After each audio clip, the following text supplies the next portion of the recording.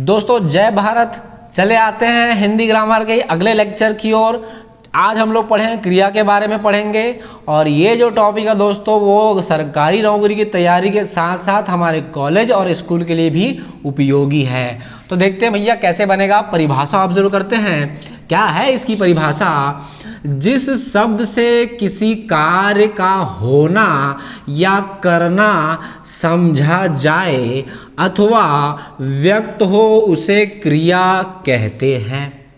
यार ये अथवा के पहले जो बात बोला ये कुछ हद तक हमको समझ में आ रहा है।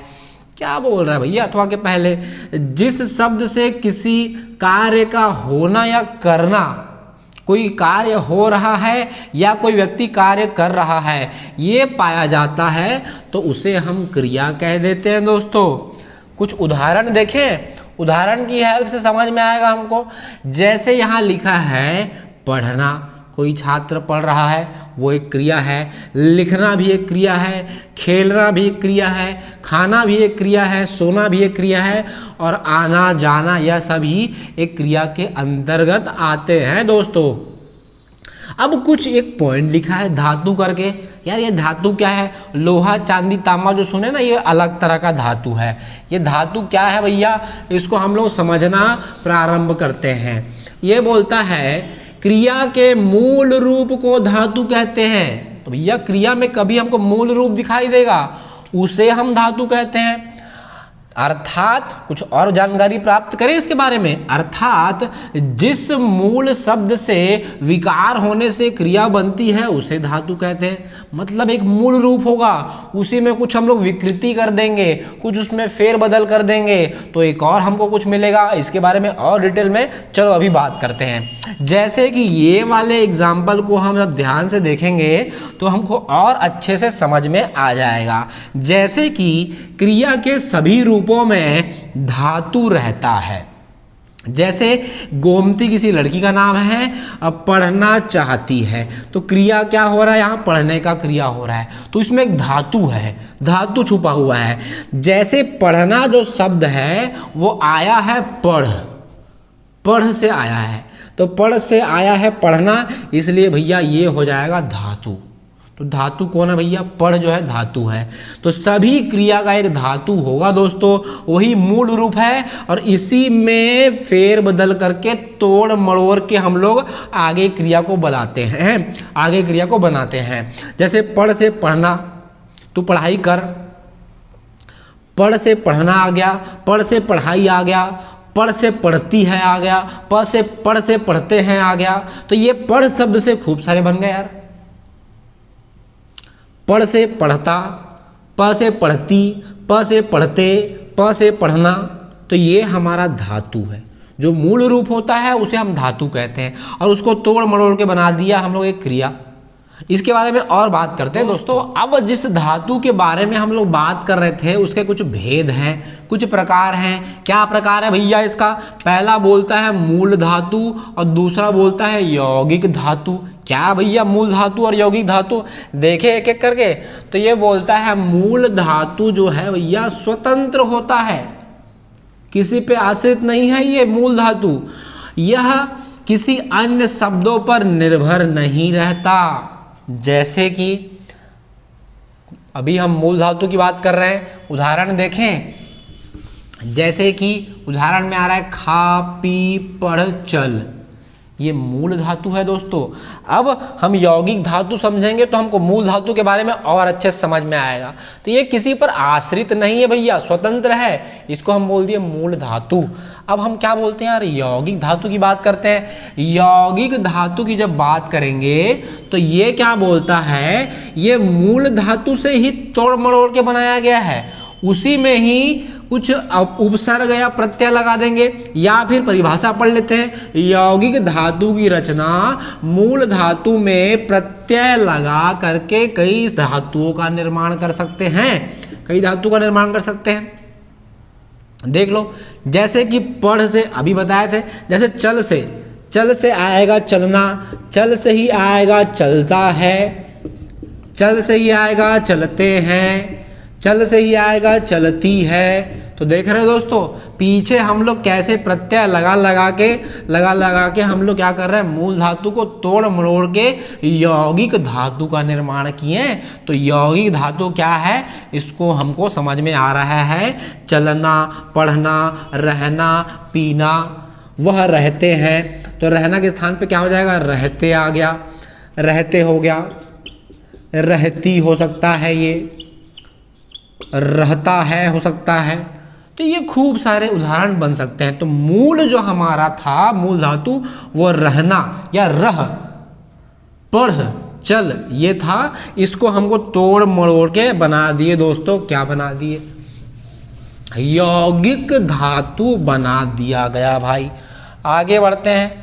यौगिक धातु को फिर से 3 भागों में बांटा गया बोलते हैं यार, एक एक करके बात करेंगे। पहला आता है प्रेरणार्थक क्रिया धातु, दूसरा आता है यौगिक क्रिया धातु, तीसरा आता है नाम धातु। तो यार एक एक करके हम लोग देख लें। तो पहला आता है प्रेरणार्थक क्रिया धातु। क्या बोलता है भैया, लंबी चौड़ी परिभाषा लिखा है दोस्तों। तो चलो इसकी परिभाषा को समझते हैं।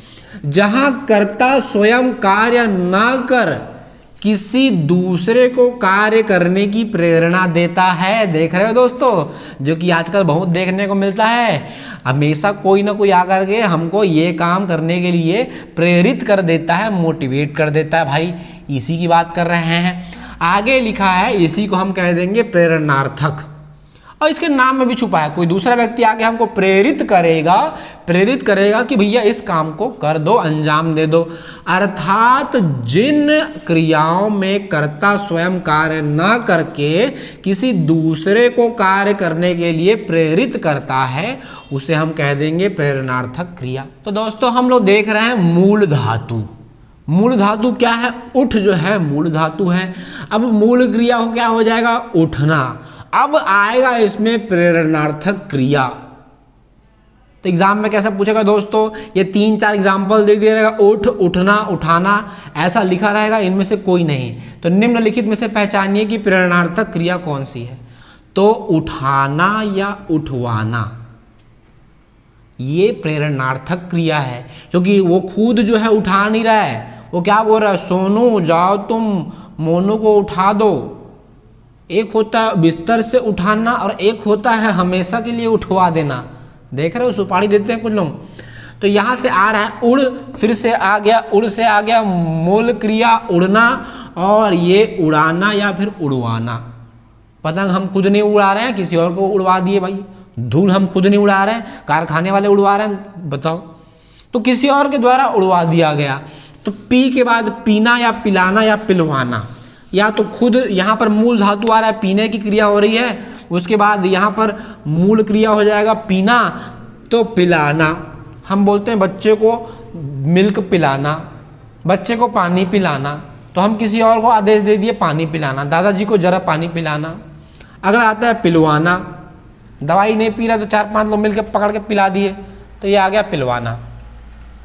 आगे बढ़ते हैं, अगला पॉइंट आता है, दूसरा पॉइंट आता है दोस्तों, ये बोलता है यौगिक क्रिया धातु। ये क्या है दोस्तों, 2 या 2 से अधिक धातुओं के संयोग से जो बनेगा भैया, 2 धातुओं को जोड़ देंगे और योग से जो बनेगा वो कहलाएगा यौगिक क्रिया। दोस्तों इसका उदाहरण देखेंगे तो और हमको अच्छे समझ में आएगा।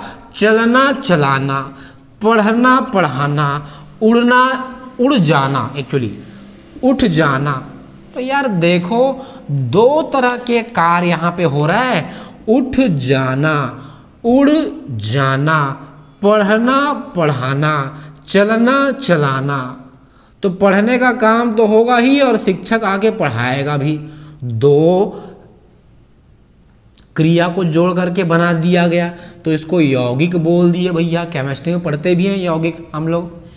तो आई थिंक समझ में आ रहा है, 2 क्रिया को जो है जोड़ दिया गया। तो महात्मा गांधी खुद स्वतंत्रता के मार्ग में चले, स्वतंत्रता की लड़ाई में चले और लोगों को भी चला दिए कि चलो भैया आप भी हमारे साथ क्रांति में शामिल हो जाओ। अब इसके बाद आता है दोस्तों नाम धातु। क्या बोलता है नाम धातु, यार ये बोलता है संज्ञा या फिर विशेषण से बनने वाली धातु को भैया नाम धातु कह देते हैं यार, संज्ञा या फिर विशेषण से। जैसे कि बात से बतियाना, बतियाना क्रिया हो गया, बात संज्ञा हो गया। हाथ से हथियाना, हाथ जो है संज्ञा हो गया और हथियाना जो है ये नाम धातु हो गया, नाम से। यार उसने हमारे जमीन को हथिया लिया। बात से लेकर के बतियाना हो गया, बात कर रहे हैं तो हम क्या बोलते हैं, बतिया रहे हैं, देखो देश आपस में बैठ के बतिया रहे हैं लोग, ऐसा बोल देते हैं हम लोग। अब विशेषण से आएगा, विशेषण से हम लोग क्या बनाएंगे, नाम धातु बनाएंगे। तो विशेषण से नाम धातु बना ले दोस्तों, तो विशेषण से नाम धातु बनेगा। चिकना जो है एक किसी का गुण है, तो चिकना से चिकनाना। गरम से गरमाना, गरम विशेषता है और इसको हम बना लिए क्या भैया, नाम धातु बना लिए, गरमाना। ठीक है, तो क्रिया के पहले लेक्चर में इतना ही करते हैं दोस्तों। बाकी आगे के पार्ट हम लोग आने वाले लेक्चर में देखेंगे। तब तक के लिए खूब मेहनत कीजिए, तरक्की कीजिए। जय भारत।